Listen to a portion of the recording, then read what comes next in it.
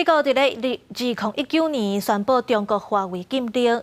有媒体报讲，咱台湾的中华电信嘛针对中国品牌手机提出3大政策，也就是袂加补贴、袂主动推广，嘛袂搁列入去销售业绩。不过，中华电信的董事长今仔日是已经否认这款讲法。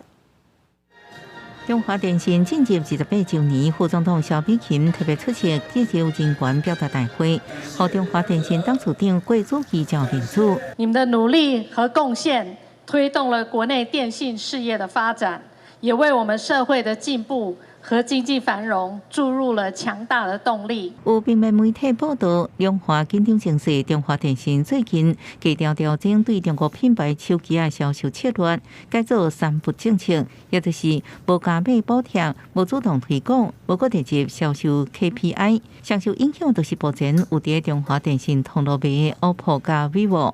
不过董事长郭水基否认有这个讲法，细节爱去了解。我们一切都是以服务客户。以客户的需求为这个优先的考量。刚才你们所提的议题啊，我毫无所悉。记者实际到问市，员工提出 DM 顶悬以外有真侪 OPPO 手机的广告，要主动向人客推销。民众认为手机的市场真大，消费者有家己的选择甲考虑。它的存在性还是实用性来讲话，那个价值性还是存在的。